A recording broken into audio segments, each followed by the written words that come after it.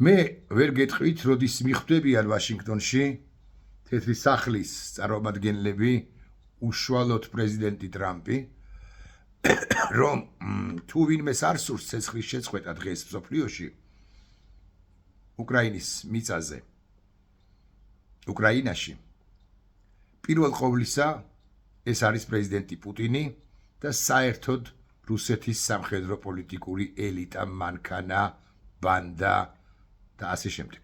ანუ რუსეთის ფედერაცია. ვიმედოვნებ კია, რომ ვაშინგტონში ამას მიხვდებიან ადრე ან გვიან. ახლა როგორ განვითარდა მოვლენები გუშინ სამშაბათს. იცით თქვენ, რომ რამდენიმე ხნით ადრე შეერთებული შტატების დელეგაცია შეხვდა უკრაინის დელეგაციას საუდის არაბეთში. და მხარეებმა ილაპარაკეს, იმსჯელეს და უკრაინული მხარე ამერიკულ მხარეს დასთანხმდა ცეცხლის შეწყვეტაზე ყველა მიმართულებით ცაში, ხმელეთზე, ზღვაზე. უპირობოდ დასთანხმდა მეთქი, ვიტყვი ასე. ეს იყო საყოველთაო შეფასებით ძალიან კარგი ან გენიალური გეოპოლიტიკური ნაბიჯი ზელენსკის და ზელენსკის ადმინისტრაციის მხრიდან, რამდენადაც ამის შემდეგ ზელენსკის ადმინისტრაციამ, უკრაინის ხელისუფლებამ და მთლიანად უკრაინამ კიდევ ერთხელ მოიგეს გული პრეზიდენტ ტრამპისა, ისე თქვენ, რომ მალევე პრაქტიკულად 4-5 საათში პრეზიდენტმა ტრამპმა თქვა, რომ ის კვლავაც ეპატიჟება პრეზიდენტ ზელენსკის, იმიტომ რომ დაინახა პრეზიდენტ ზელენსკის მზაობა ცეცხლის შეწყვეტასთან დაკავშირებით და ეს ძალიან კარგია. შესაბამისად, ყველა დაინტერესებული მცოდნე, ყველა ვისაც მართლა უნდა ჯერ ცეცხლის შეწყვეტა და მერე უკვე გრძელვადიანი, სამართლიანი მშვიდობის დამყარება, აფასებდა ასე მოვლენებს. ბურთი მოსკოვის, რუსეთის, პუტინის მოედანზეა, ახლა პუტინის სვლის ჯერია, პუტინმა უნდა თქვას, ის თუ არის თანახმა ცეცხლის შეწყვეტაზე. ხას ვუსვამ ცეცხლის შეწყვეტაზე და არა კონფლიქტის სრულ მასშტაბიან დარეგულირებაზე. საუდის არაბეთში გამართული მოლაპარაკებიდან ერთ დღეში პუტინმა გააკეთა პირველი განცხადება, მან ბრძანა, რომ ის თანახმაა, როგორ არ არის თანახმა, მაგრამ ამავდროულად თქვა, რომ მას აქვს საკუთარი პირობები. აი მაგალითად მონიტორინგს 2000 კილომეტრიან საბრძოლო ხაზზე ცეცხლის შეწყვეტის მონიტორინგს ვინ გააკეთებს. ლეგიტიმური არის ეს კითხვები, მართლაც ძალიან რთულია 2000 კილომეტრიანი საბრძოლო ხაზის გაკონტროლება. თუმცა უკლებლივ ყველამ, ვინც უკვე შემდგომ პუტინის კომენტარი, პუტინის შეფასება თავის მხრივ შეაფასა, ყველამ აღნიშნა, რომ პუტინი ცდილობს ძირითადი საკითხიდან გადახვევას, თითქოს უფრო გლობალურ საკითხს ეხება და რეალურად პუტინი ვინ-ვინ და პუტინი სწორედაც რომ არ არის თანახმა, რომ შეწყდეს ცეცხლი და უკვე შემდგომ სრულმასშტაბიანად დარეგულირდეს კონფლიქტი რუსეთსა და უკრაინას შორის.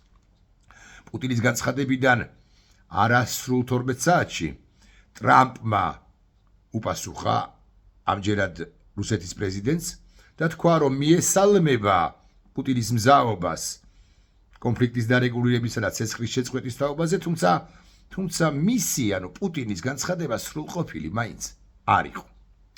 კვლავ ამის შემდეგაც ბურთი რჩებოდა მოსკოვის მოედანზე. უკვე შემდგომ ტრამპის სპეციალური წარმომადგენელი ვიტკოფი იყო ჩასული მოსკოვში. ერთი და ალბათ სწორი ცნობაა ეს, პუტინს ის შეხვდა, მაგრამ პუტინმა ის ალოდინა 7-8 საათის განმავლობაში და 7-8 საათის შემდეგ კი შეხვდა და გამოვატანა ამ ცნობის თანახმად წერილი ვაშინგტონში ვიტკოფს, რომელიც ამ უკანასკნელს უნდა ჩაეტანა ვაშინგტონში პრეზიდენტი ტრამპისთვის. ამ წერილის შინაარსი თუ ის საერთოდ არსებობდა, ან შესაძლოა ეს იყოს ზეპირი დანაბარები. საბოლოო ჯამში არც არავინ არის ის, თუმცა მედიის უკრაინულ, მედიის ამერიკულ, მედიის ევროპულ საშუალებებში გაჩნდა სხვადასხვა ვერსია იმის თაობაზე, რას სთავაზობდა პუტინი, რეალურად რას სთავაზობდა პუტინი ცეცხლის შეწყვეტის სანაცვლოდ, ან ცეცხლის შეწყვეტის პარალელურად შეერთებული შტატების ადმინისტრაციას. ამასობაში პარალელურად ევროპაში რომ მიმდინარეობს უმნიშვნელოვანესი პროცესები გერმანიაში, ბრიტანეთში, საფრანგეთში, იქ იტალიის პრემიერ-მინისტრი აკეთებს ძალიან მნიშვნელოვან განცხადებას, იქ უნგრეთის თვის კისრის მოგრეხა აუცილებელი, იქ შეერთებულ შტატებში ევროპას გავცდეთ, რუბიო, გოლცი, სხვები და სხვები ცალკე განცხადებებს რო აკეთებენ, მათ შორის სენატორები, ეს კიდევ ცალკე სერია ან ცალკე ამბავია ამ საინტერესო პროცესისა. მაგრამ ჩვენ კონცენტრირდეთ ამ ძირითად საკითხზე. მოკლედ, დაიგეგმა სატელეფონო საუბარი პრეზიდენტებს შორის, ტრამპსა და პუტინს შორის. წინასწარ იცოდნენ მხარეებმა, რომ ეს სატელეფონო საუბარი თარჯიმნის მონაწილეობის გათვალისწინებით უნდა გაგრძელებულიყო დაახლოებით 2 საათი. და ესეც უნდა ვიცოდეთ, რომ შესაძლოა თარჯიმანია, რომელმაც უნდა თარგმნოს თუ ერთ და თუ მეორე ენაზე, ანუ თუ ერთი მხარისათვის და თუ მეორე მხარისათვის, ესე სუფთად რომ დავწრიტოთ სატელეფონო საუბარი არც ცდება 1 საათს, ისიც მაქსიმუმ. ეს სატელეფონო საუბარი შედგა პრეზიდენტებს შორის, ტრამპსა და პუტინს შორის და მხარეებმა ისაუბრეს ცეცხლის შეწყვეტის გარდაუვალობის არა აუცილებლობის თაობაზე. მაგალითად, პუტინი დათანხმდა, გაგიკვირდებათ და შეაჩეროს შეტევები უკრაინის ენერგეტიკაზე და ინფრასტრუქტურაზე. კარგი ამბავია ეს. მაგრამ პუტინი არ დათანხმდა ცეცხლის სრულ შეწყვეტას. ხაზს უსვამ, ის რომ პუტინი დათანხმდა არ ნიშნავს, რომ ტრამპს ეს ყველაფერი მოსწონს. ტრამპის რეაქციას ჩვენ შესაძლოა დღეს, შესაძლოა ხვალ ვაშინგტონის რეაქციას გავეცდებით. საუბრის დროს არ განხილულა უკრაინის ტერიტორიული მთლიანობის თემა. ეს არ ვიცი რამდენად კარგია, მაგრამ ალბათ ჯერ ანადრევია ამგვარ თემებზე საუბარი. და საუბრის დროს არ განხილულა რუსეთის სპეცსამსახურების და ზოგადად რუსეთის მიერ რუსეთში გატაცებული უკრაინელი ბავშვების დაბრუნების საკითხი თემა. მხარეები შეთანხმდნენ იმაზე, რომ შავ ზღვაში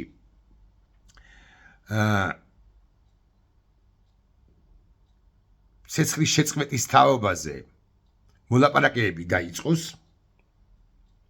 ეს არის უკრაინელების წინააღმდება, ეგრა მაგის პასუხია ისევე როგორც ინფრასტრუქტურასა და კრიტიკულ ობიექტებზე, ენერგეტიკულ ობიექტებზე თავდასხმების შეწყვეტა არის უკრაინული წინააღმდება, უკრაინის წინააღმდება. და უკრაინაში ავიაციის გამოყენებაზე პუტინმა კვახე ან ჭახე უარი უთხრა პრეზიდენტ ტრამპს. რატომ ესეც ვთქვათ? იმიტომ რომ ცაში მათ მიუხედავად იმისა, რომ უკრაინასაც აქვს გარკვეული პლუსები და ასე მაგალითად დრონებით უტევს რუსეთის სიღრმეში, მათ შორის მის მიერვე წარმოებული დრონებით უტევს რუსეთის სიღრმეში რუსეთის კრიტიკულ ინფრასტრუქტურას, რუსეთს მაინც აქვს გარკვეული უპირატესობა ცაში. არ შეხებიან მხარეები, ბარემ ვიტყვი, უკრაინის ნატოში გაწევრიანება არ გაწევრიანების საკითხს. ისიც თქვენ რომ რუსეთი არამხოლოდ ითხოვს იმას, რომ უკრაინა არ გაწევრიანდეს ნატოში, არამედ ის ითხოვს 2008 წლის ნატოს სამიტის, ბუქარესტის სამიტის გადაწყვეტილების დახევას, გაუქმებას. ამასთან ეს ძალიან რთული მისაღწევი იქნება, იმიტომ რომ სრული კონსენსუსია საჭირო და სრულ კონსენსუსს შეერთებული შტატები ვერ მიიღებს იმ შემთხვევაშიც კი თუ ის დასთანხმდება და იტყვის რომ უკრაინა არავითარ შემთხვევაში არ უნდა შევიდეს ნატოშიო. ევროპის არაერთი სახელმწიფო ვარაუდობ ტრამპის ამ წინადადებაზე იტყვის უარს. ამასობაში Wall Street Journal-მა გამოაქვეყნა ძალიან მნიშვნელოვანია ეს სარედაქციო წერილი, ანუ ედიტორიალი, რომლის სათაურიც კიდევ უფრო ჭახია და კიდევ უფრო მძაფრია. უფრო ზუსტი რო ვიყო, პრაქტიკულად იმეორებს იმას, რა შეფასებასაც აძლევენ დამოუკიდებელი და მიუკერძოებელი მიმოხილველები და ექსპერტები, პოლიტიკით დაინტერესებული პირები ამ პროცესს და კონკრეტულად ამ მოლაპარაკებებს. სათაური არის ამგვარი, პუტინმა უარყო დაბეჯითებითი სათაურია, ძახილის ნიშნიანი, პუტინმა უარყო ტრამპის წინადადება ცეცხლის შეწყვეტის თაობაზე და სარედაქციო წერილი ასე გრძელდება, დიპლომატიური ზრდილობა გვერდზე რომ გადავდოთ, პუტინმა უარყო ტრამპის ის წინადადება, რომელსაც ზელენსკი დათანხმდა, იგულისხმება საუდის არაბეთში ზელენსკის წარმომადგენლების თანხმობა ცეცხლის შეწყვეტის თაობაზე და მე უკვე swamps ერთგვარად რიტორიკულ ერთი შეხედვით კონკრეტულ და მეორე მხრივ რიტორიკულ კითხვას ჯერ კიდევ ვერ ხვდებით მშვიდობას ვინ ეწინააღმდეგება.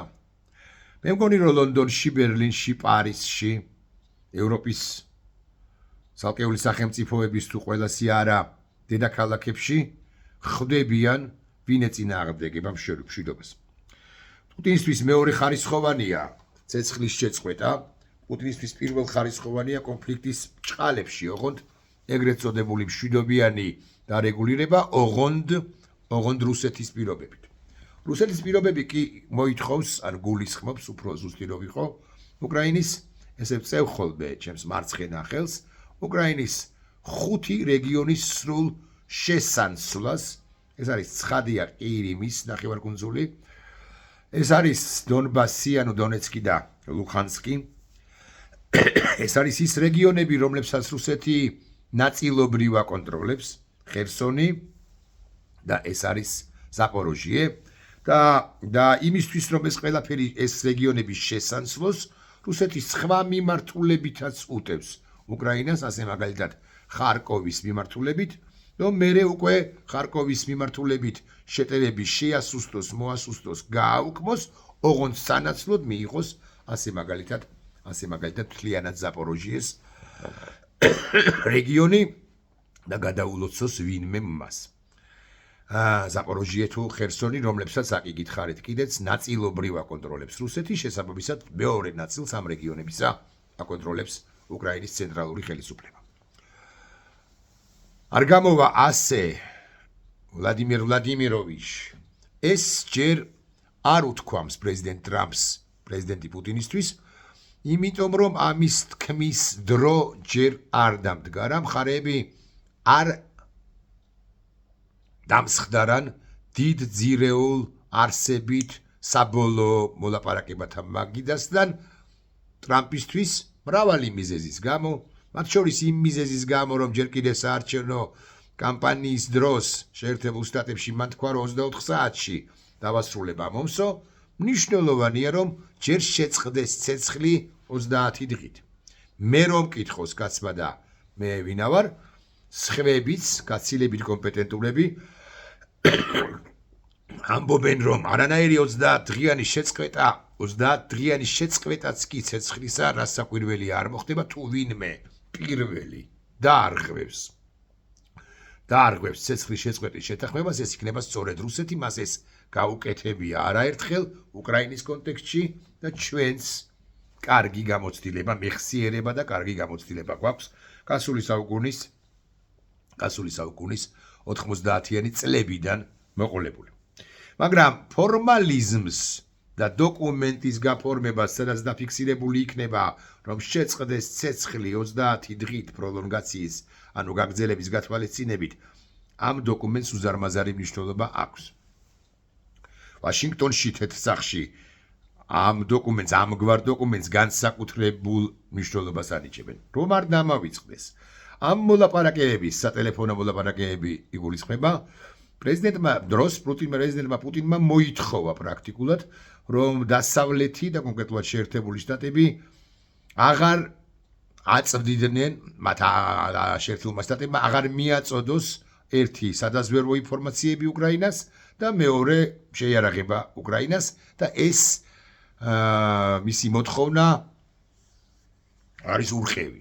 იმიტომ რომ მას მიაჩნია პუტინს და მე გეტყვით რომ სავსებით ბჭყალებში სამართლიან, არა, თუნდაც ესე ვიტყვი, უბჭყალებოდ სამართლიანად, რომ თუ შეერთებული შტატები აწვდის უკრაინას იარაღს, შეიარაღებას და თუ მიდის დიდი პარტიები შეიარაღებისა, უკრაინელებს აქვთ წინააღმდეგობის გაწევის უნარი. ასეც არის.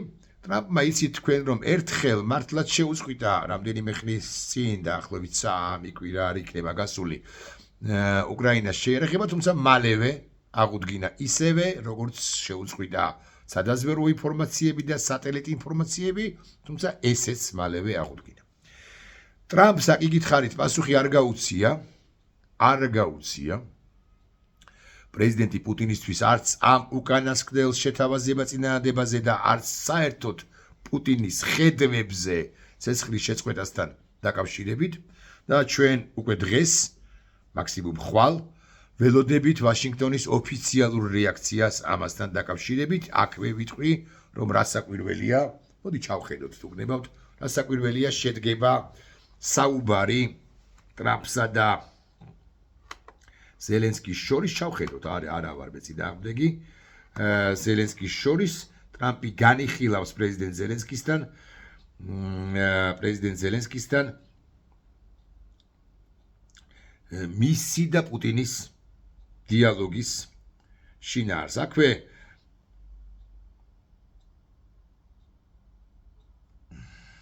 ბოდიშ ვიხდი. ხო, Financial Times-ი აქვე წერს, რომ დონალდ ტრამპის მცდელობები მშვიდობის დამყარებასთან დაკავშირებით უკიდურესად რთულ ვითარებაშია. მისმა სატელეფონო საუბარმა პუტინთან უკრაინაში სრულყოფილი ზავი ვერ დაამყარა. დიახ, ის ებრძვის მეინსტრიმ მედიას, არ მოსწონს, მაგრამ ასე ღიად ან საბოლოოდ მის წინააღმდეგ ვერ გაილაშქრებს, იმიტომ რომ საზოგადოებრივ აზრს მაინც ქმნის ეს მეინსტრიმ მედია. უკრაინას სრულყოფილი ზავი ვერ დაამყარა, რუსეთი მხოლოდ ენერგეტიკულ ობიექტებზე თავდასხმების შეზღუდვაზე დათანხმდა. ამავდროულად, ღაზას ზავი ჩაიშალა, იცით თქვენ, ამასობაში ისრაელმა განაახლა შეტევები ღაზის უფრო ზუსტი რომ იყო მიმართულებით. ხო, აქვე ვიტყვი 23 მარტს შეერთებულ შტატების წარმომადგენლები შეხვდებიან საუდის არაბეთში რუსეთის წარმომადგენლებს და ეს კი სწორედ ვიტკოფმა განაცხადა, რომლის თაობაზეც მე მოგახსენეთ, აკიგით ხარით რომ ალოდინა მეთქი და აქვე ვიტყვი რომ უკრაინელთა უპილოტო კამიკაძე საფრენმა აპარატებმა კრასნოდარის ოლქში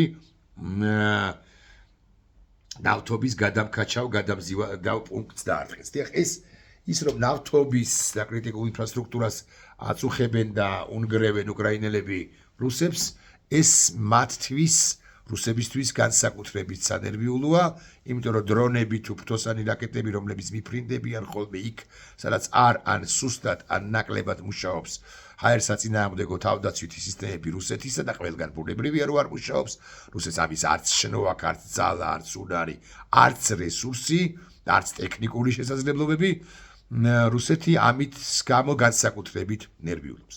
ახლა კი დასკვნის სახით მოგახსენებთ ჩემს მოსაზრებას, რომელიც როდინდან მაქვს, რახანია მაქვს, მიუხედავად იმისა, რომ მცდელობები ეკრება შეერთებული შტატების ლიდერს და ახალ ადმინისტრაციას, ვაშინგტონს, მიუხედავად იმისა, რომ ეს კეთილშობილური ბჭყალებში, ან კეთილშობილური უბჭყალებოდ მცდელობებია, სურვილებია პრეზიდენტ ტრამპისა და მას მართლაც აქვს დამოცანად დასახული მშვიდობის გრძელვადიანი ან სამუდამო მშვიდობის დამყარება რუსეთსა და უკრაინას შორის და ამის გამო შესაძლოა ის ბევრ კომპრომისზეც წავიდეს როგორც რუსეთთან, პირველ ყოვლისა რუსეთთან და შედარებით უარეს მდგომარეობაში, უსამართლო და უარეს მდგომარეობაში აღმოაჩინოს ან უბიძგოს რომ აღმოჩნდეს უკრაინა. მე კიდევ ერთხელ გამოვთქვავთ ამ პროგნოზს ვარაუცრომ არათუ კონფლიქტის სრულმასშტაბიანი დარეგულირება ვერ მოხერხდება, ვერ მოხდება, არამედ არამედ ვერ მოხდება ცეცხლის შეწყვეტაც კი უმეტეს მოდი მაინც ესე ვიტყვი უმეტეს 30 დღის ანუ პროლონგა თუ მოხდება 30 დღით პროლონგაცია კი არ მოხდება მათ შორის იმიტომ რომ ამ 30 დღეში ცეცხლის შეწყვეტის შეთანხმება თუ ის ხელმოწერილი იქნება რას საკვირველია შემოერღვევათ მხარეებს და პირველ ყოვლისა შემოერღვევა რუსეთს იმიტომ რომ რუსეთს მშვიდობა არ აწყობს სხვათა შორის რუსეთს არ აწყობს მშვიდობა იმის გამოც რომ მან მეტნაკლებად კარგად იცის უკრაინის შეერაღებულ ძალებში არსებული მოდი რბილად ვიტყვი არც თუ ბოლომდე საუკეთესო ყველა სიტყვას ვწონი ვითარების თაობაზე დიახ არის უკრაინის შეერაღებულ ძალებში ვითარება საკმაოდ რთული მათ შორის მობილიზაციასთან მიმართებაში მობილიზაციასთან დაკავშირებით იქ რამდენიმე ისეთი кейსი გადაწყვეტილება იყო მათ შორის დრონებს ვინც მართავს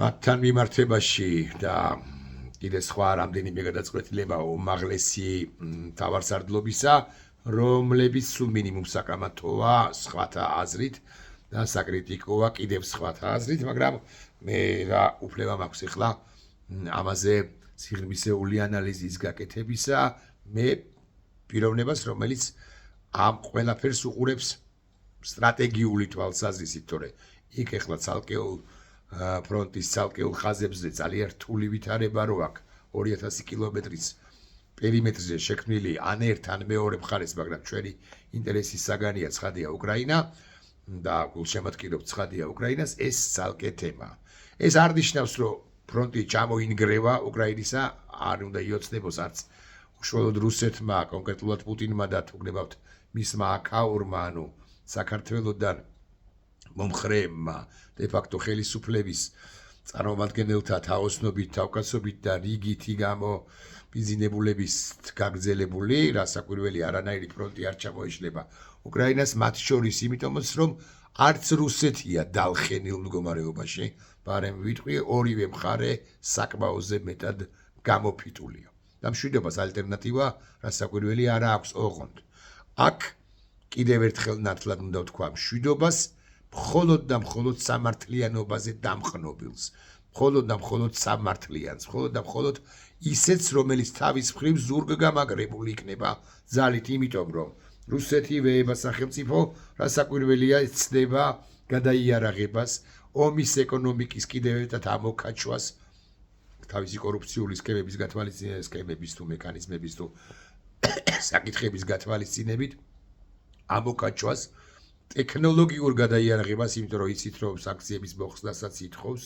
რუსეთი ნაწილობრივ მოხსნას მაინც და რუსეთი ეცდება რომ უკვე როცა მოფერიანდება იმ შემთხვევაშიც კი თუ ცეცხლის შეწყვეტილი იქნება და დროებითი ზავი იქნება მხარეებს შორის გაფორმებული მე უკვე ის მოინდომებს შეუტიოს დნეპროპეტროვსკს ოდესას ამ უკანასკნელთან დაკავშირებით გუშინაც თქვით ვარცდები რომ რუსი ბლოგერები ითხოვენ თუ არ მithქვავს არ მახსოვს რუსი ბლოგერები ფსბ-ის წარმომადგენლები ამბობენ რომ მთელი შავი ზღვისპირეთი უნდა მიისაკუთროს რუსეთმა უკრაინის შავი ზღვისპირეთი იგულისხმება ცხადია პირველ ყოვლისა ოდესა და ოდესის პორტი დნეპროპეტროვსკი ვთქვი ოდესა ვთქვი ლვოვზივამდე შევილი ავიდე მე ხარკოვამდე კიევამდე გამოვიდე და მე ხარკოვამდე ჩამოვიდე და ეს ხუთი ქალაქი დავასახელე ძირითადი თუმცა არის სხვა ქალაქები და დასახელებული პუნქტებიც რასაკვირველი ამისთვის მოემზადება რუსეთი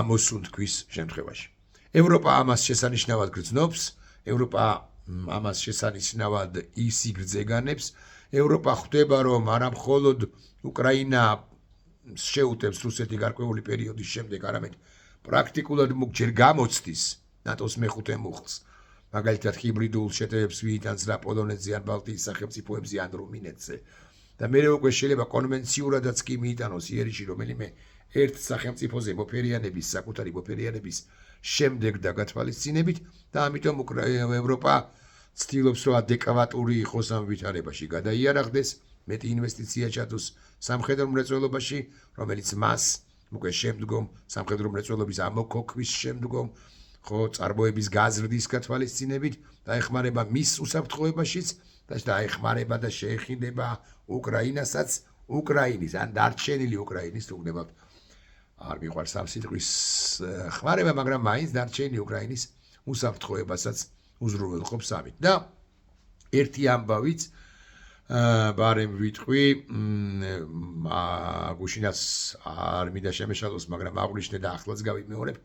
პრეზიდენტმა მაკრონმა თქვა ძალიან კარგი რა, გუშინ წინ რუსეთი არ დაგვეკითხა, როდესაც ჩრდილოეთ კორეელები მოიწვია ამ ომშიო და ჩვენ რატო ვართ და ამასთან მხარედ მოიწვია, ანუ არა მშვიდობის ყოფილად ან როგორ მოიწვევდა მშვიდობის ყოფილებად, მაგრამ მაინც და გაანაგრძო საფრანგეთის ლიდერმა, რომ ჩვენ რატო უნდა დავეკითხოთ რუსეთს, შევალთ თუ არა ჩვენ უკრაინის ტერიტორიაზე ჩვენი მშვიდობის ყოფილები, რომლებიც ამ დამყარებულ მშვიდობას თუ ის იქნება, რასაკვირველია, გააკონტროლებენო, ხო, ამ ვითარებას გააკონტროლებენ უფრო ზუსტი რომ ხო, ამ 2000 კილომეტრიან პერიმეტრზე და საერთოდ. ბევრი ჯარისკაცი დასჭირდება, რასაკვირველია, ევროპას. ბრიტანელები უკვე ასახელებენ გარკვეულ რიცხვებს, რომლებიც ეს რიცხვი დარწმუნებული ვარ გაიზრდება. როდესაც კანცლერი მერცი სულ ყოფილად დაიწყებს მართვას და დარწმუნებული ვარ, რომ გერმანია არ იქნება მეორე რიგის სახელმწიფო, რომელიც ამ კონფლიქტში, ამ პროცესში ჩაერთვება აქტიურად, ანუ ის ტოლს არ დაუდებს თუ ბრიტანეთს თუ საფრანგეთს, ალბათ ეს ორი სახელმწიფო უნდა გამოვყოთ ახლა ჩვენ კონტინენტური ან კონტინენტი მიღმა ევროპიდან. ბრიტანეთის გათვალისწინებით, ბრიტანეთის შემთხვევაში სტარმერს გულისხმობს ცხადია და ასე შემდეგ და ასე შემდეგ. და გაძლიერდება რასაკვირველია შიდა ზეწოლა პრეზიდენტ ტრამპზე რესპუბლიკელების მათ შორის, რომლებიც ეტყვიან 47 პრეზიდენტს ქვეყნის ლიდერს, ექსცენტრიულ კაცს, რომ დავწმუნდეთ, უნდა მიუხვდეთ, უნდა დავიჯეროთ, რომ პუტინი მშვიდობისკენ მოწადინებული არ არის, მშვიდობას არც ითხოვს, არც უნდა და პირიქით დროს იყენებს სათავისოდ იმისთვის, რომ მერე მთლიანად მოარღვიოს მათ შორის შეერთებული შტატების უსაფრთხოება, ეს რომ იცოდეთ პრეზიდენტო ტრამპ. ეს იყო ჩემი ვიდეო ბლოგი, კარგად იყავით.